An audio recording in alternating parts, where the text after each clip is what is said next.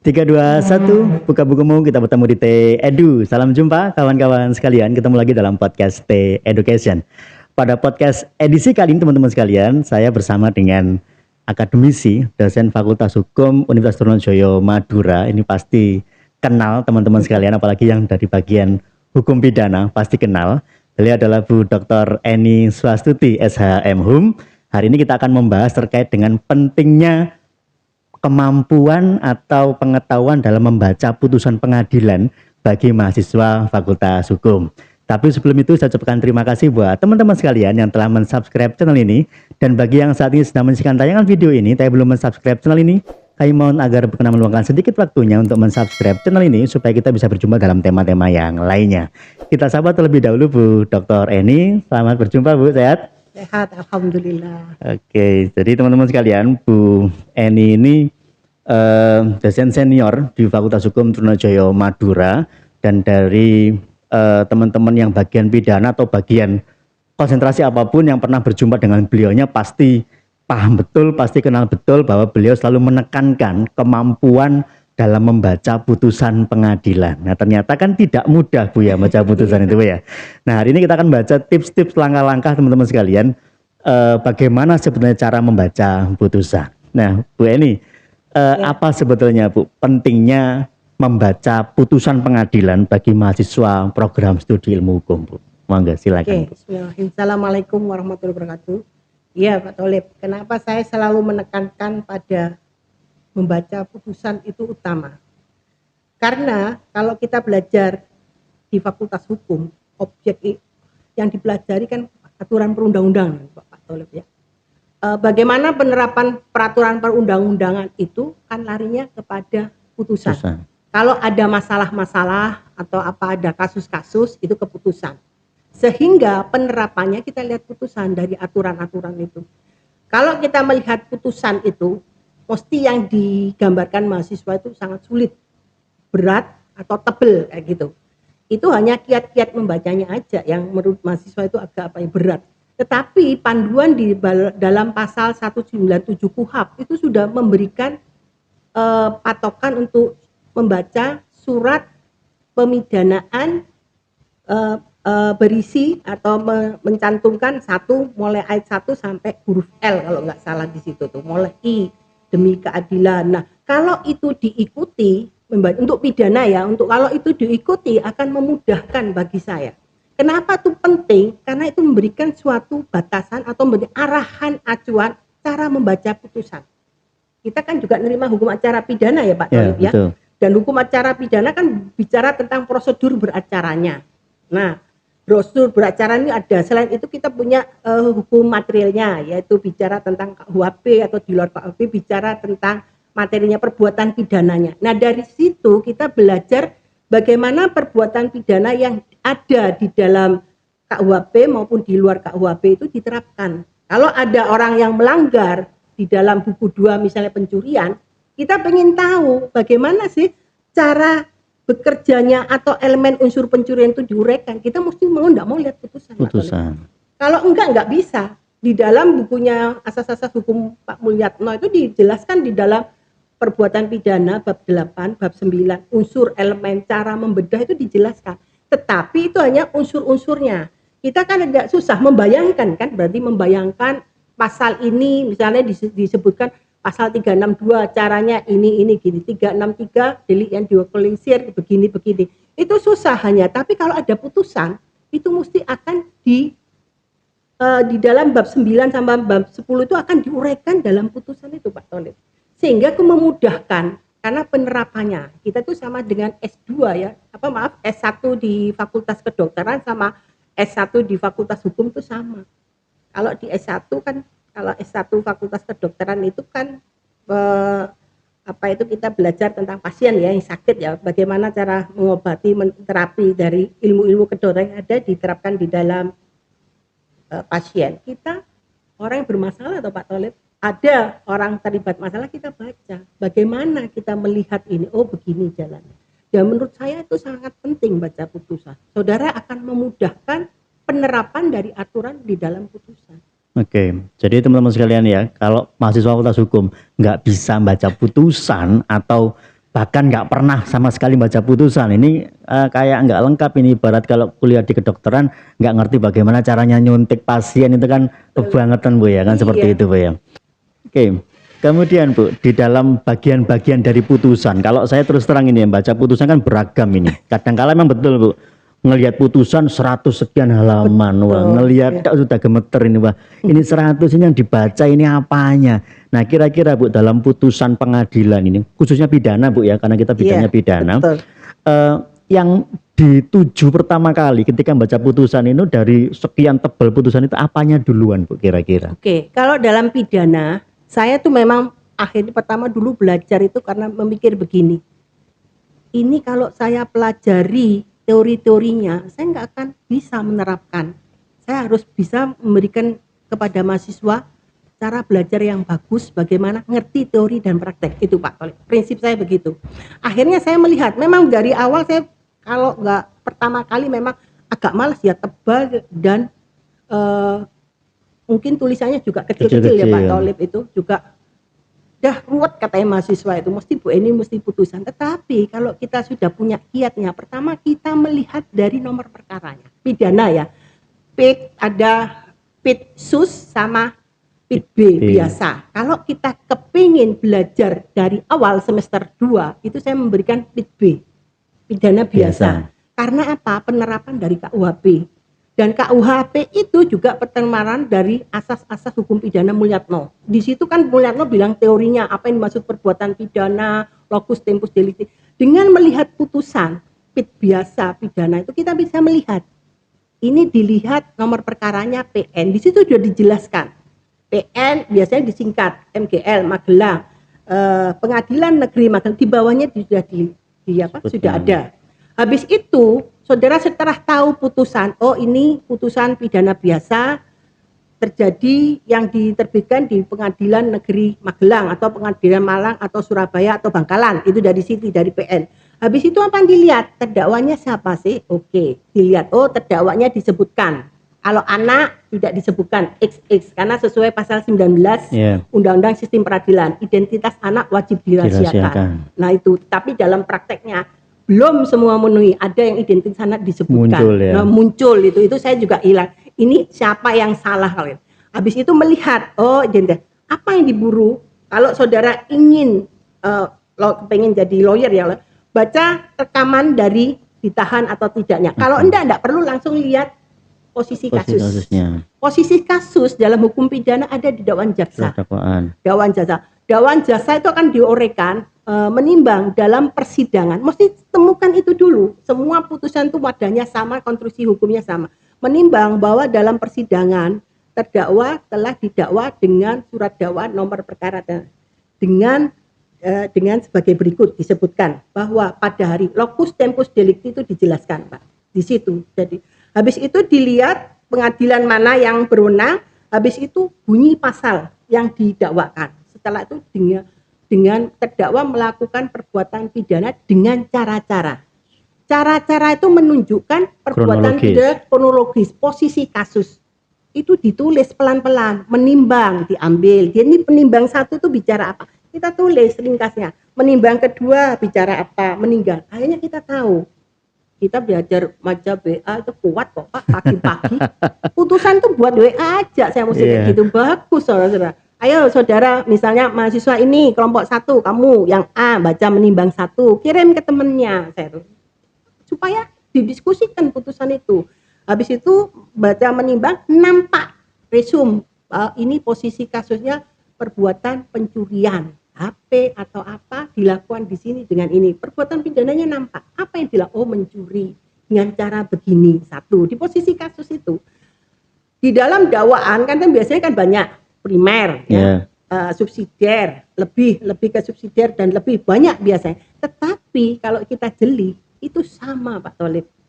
Walaupun menggunakan 362 pencurian biasa atau pencurian dikolisir pasal 363 pemberatan atau pembunuhan berencana dengan pembunuhan biasa itu sama.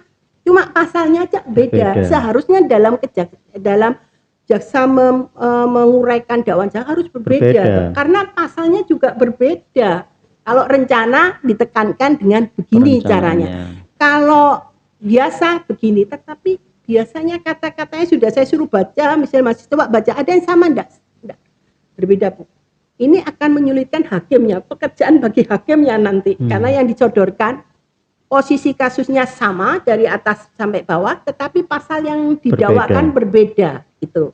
Setelah itu nampak kita, setelah baca posisi kasus, kita langsung beralih mengadili. Dengan posisi kasus kayak gini, ambil mengadili terakhir. Mengadili, hakim memutus apakah bersalah, serasa namanya bersalah, ataukah lepas, ataukah bebas. Nah itu, di mengadili itu dibaca. Karena apa? Nanti dengan tahu mengadili kayak begini, posisi kasusnya sudah paham, karena jangan sampai posisi kasus nggak paham, dibaca bolak-balik. Karena nanti saudara kalau analisa takut salah. Habis itu dibaca mengadili. Setelah kok begini ya, kok kenapa ya terdakwanya itu diputus bersalah, kita baca pertimbangannya. Udah, jadi itu sudah ada halaman. Makanya kalau ada mahasiswa itu saya tanya, coba dibaca mengadili. Kalau dia buka belakang depan berarti dia nggak tahu. Kayak saya dulu baca Al-Quran juga gitu, Pak Tholib. Buka Al-Baqarah, saya belakang Ustadznya ketawa. Sudah ketemu sudah, saya bilang. Sudah didekati. Al-Baqarah itu di depan. Oh iya ya, baru itu enggak masalah, kita salah. Mahasiswa juga gitu. Sudah mengadili, sudah ada, sudah. Ternyata dia buka di depan. Salah. Cara carinya itu pertama gampang, Pak Tholib. Terutama kalau putusan PN ya, tingkat pertama itu jelas. Harus temukan dulu. Oh ini terdakwanya, ini dakwaan jaksa, ini tuntutan jaksa, ini pertimbangan hakim, terus ini mengadili. Itu dipegang. Kan nggak sama. Semua kan paling banyak itu bukti, Pak Tholib. Bukti itu diabaikan. Kalau mahasiswa itu kan bukan lawyer ya. Kalau lawyer itu juga harus mengkritiki buktinya untuk dicantumkan dalam pledoi. Tapi untuk akademisi jangan. Itu. Setelah tahu unsur-unsur mengadili, baca pertimbangannya. Kenapa hakim memutus terbukti? Apa pertimbangannya? Mesti disebutkan. Unsur-unsurnya akan diuraikan di situ. Barang siapa melakukan pencurian dengan melawan hukum itu ada diuraikan satu persatu. Itu juga sama belajar kita. Kita harus buka kitab ya Pak Tholib ya. Membuka putusan, apa yang ada di undang-undang itu juga dibuka. KUHP-nya dibuka, kalau di luar KUHP dibuka, undang-undangnya yang terkait itu. Supaya memudahkan kita belajar. Yang ketiga, cari bukunya Pak Peter, bukan karena Pak Peter sama kantor, saya belajar banyak dari situ. Dia tentang metodologi penelitian, yaitu bicara cara langkah-langkah membaca putusan apapun. Kalau di Pak Peter itu lebih luas, bisa MK, bisa putusan PT UN, bisa putusan perdata, bisa putusan pidana. Yang pidana itu paling bagus karena ada arah petunjuknya di dalam pasal 197 KUHP. Surat pemidanaan memuat. Nah, kita ikuti. Tapi berlaku untuk putusan PN, Pak Tholib. Dibuka putusan PN, KUHP-nya 192. Kita ikuti demi keadilan itu ketemu. Kedua, identitas ini terdakwa. Terus tuntutan dakwaan jaksa. Oh, ini dakwaan jaksa. Diikuti. Enggak sulit pertama. Sulitnya tuh kalau males itu mahasiswa. Kalau mahasiswa kita kan udah males ya harga mati WA aja nggak males kok. Scroll IG, Facebook aja. Rajin, Semua anak muda sekarang nggak akan males, tapi harus apa? Harus ada keinginan, kemauan. Kalau kemampuan itu urusan kedua, Pak Tholib. Dengan kemauan, dengan keinginan, itu nanti akan menambah kemampuan kita. Iya. Insya Allah bisa. Dan juga itu belajar yang nyaman, Pak Tholib. Jadi ngerti. Dari situ kita bisa melihat putusannya hakim itu gak benar. Kita kan akan menarik ke aturan yang apa benar. Setelah aturan, kalau S2 itu sampai prinsipnya dulu. Ada prinsipnya apa ya, di dalamnya tergantung prinsip apa. Kok memutus begini ya? Karena dijelaskan itu sama majelis hakim itu dijelaskan. Ilmu kita bertambah di situ. Sama dibuka buku-buku teorinya sedikit aja. Oh, kalau ada ngomong tentang kesengajaan, teori kealpaan dilihat apa begini. Oh, ternyata kita menambah itu. Sebenarnya memudahkan, kita hanya belajar memudahkan. Cuma membacanya itu, dan harus ada budaya membaca itu. Betul. Mudah sebenarnya. usahanya membaca ini kan sebetulnya hal yang paling penting Bu ya Betul, bagi iya. perkuliahan di perguruan tinggi. Saya pernah Betul. bahas ini teman-teman sekalian. Budaya membaca kita sebetulnya tidak rendah-rendah amat. Betul. Buktinya tadi bangun pagi kita sudah ngecek WA itu nyekrol setengah jam nggak mandi-mandi Bu. Betul. Nutup WA ganti buka medsos Iya, yang lain. habis waktunya Iya. untuk WA. Kalau coba dialihkan membaca yang lain yang lebih bermanfaat kan Betul. sepertinya jauh lebih Betul, berguna iya. gitu ya. Nah ternyata saya juga keliru teman-teman sekalian. Saya baca putusan itu tak urut dari halaman depan sampai belakang. Ternyata tipsnya baca putusan itu yang pertama nomornya ya. Kemudian kedua identitas terdakwanya dibaca. Kemudian kronologis perkaranya, dakwaan jaksanya dibaca. Lalu langsung putusan, mengadili. Iya. Baru kemudian dicari apa pertimbangannya hakim memberikan putusan itu. Kenapa hakim sampai kesimpulan mengadili seperti ini? Apa pertimbangannya? Pertimbangannya. Nanti ada di menimbang unsur-unsurnya kan akan diuraikan. Oke betul. Nah saya kelirunya di situ. Saya yang lebih banyak saya baca itu alasan yuridisnya tuntutan Bu. Nah kadang kan tuntutan hakim, jaksa itu kan membuat tuntutan ada analisis yuridisnya. Ya. Nah padahal kan bukan itu yang dipakai. Betul. Kan tuntutan itu jaksa memilih dari dakwaan Betul. dipilih. Kecuali kalau dakwaannya tunggal, dia akan Satu itu. Tapi kalau dakwaannya banyak, jaksa itu akan memilih di persidangannya paling Yang mencocoki terbukti mana. apa Iya, gitu ya. kan ini kan nyusun dakwaan dulu dia sesuai dengan pasal 143 kok. Begitu di persidangan, oh ternyata uraian dari dakwaan saya yang paling cocok di pasal ini.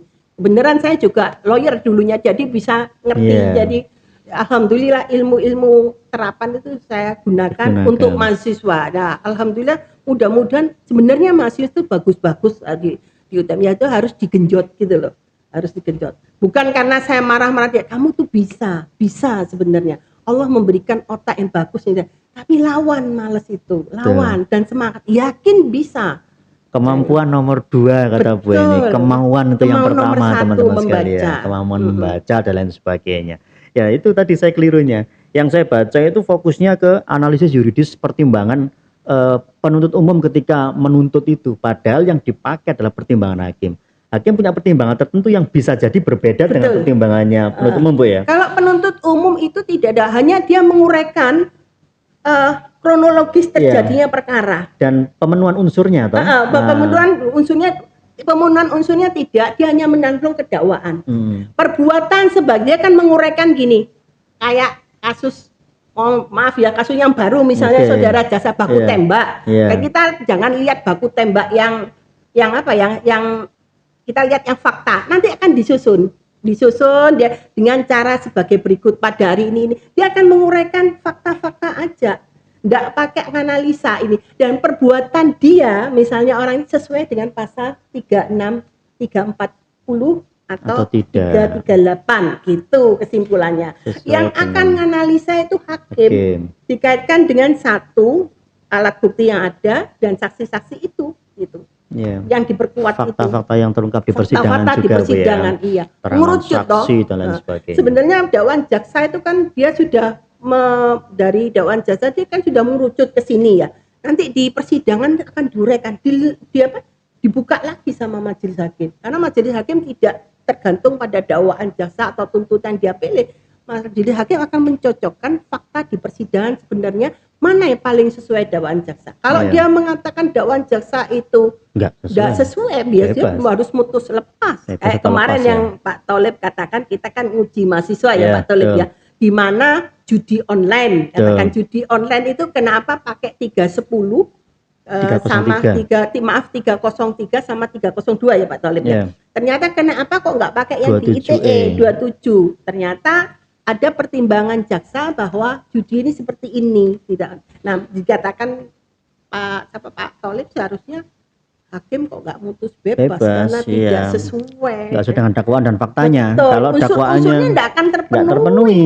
Betul. Nah, itu teman-teman sekalian, kemarin kita juga pernah bahas tentang legal memorandum ya. Kalau mahasiswa hukum kan biasanya ada 2 pilihan ini. Kalau nggak bikin skripsi, tugas akhirnya bikin legal memorandum. Nah, kalau saudara berniat untuk berkecimpung di dunia advokat atau bidang hukum yang lain ya, jaksa atau lain sebagainya, saudara seharusnya disarankan bikin legal memo, karena dengan legal memo ini saudara akan bisa memahami lebih detail.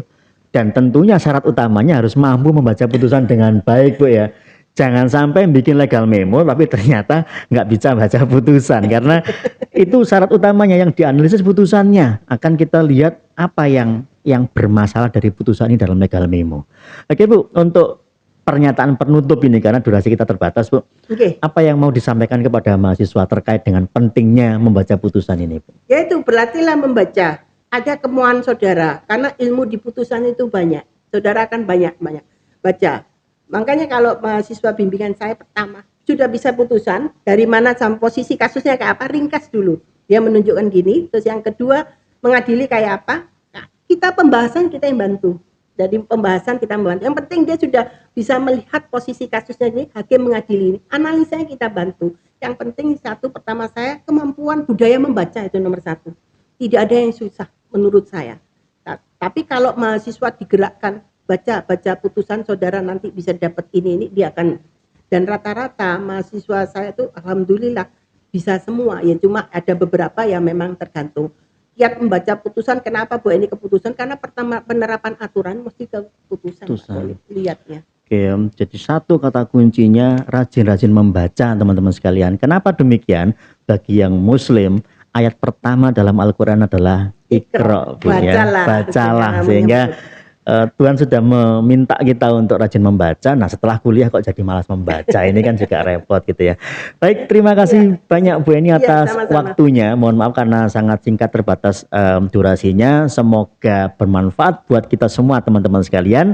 Terima kasih sekali lagi Bu Eni. Semoga tetap sehat selalu. Nanti kita bertemu di T Edu. Salam sehat, saya Effendi. Sampai jumpa.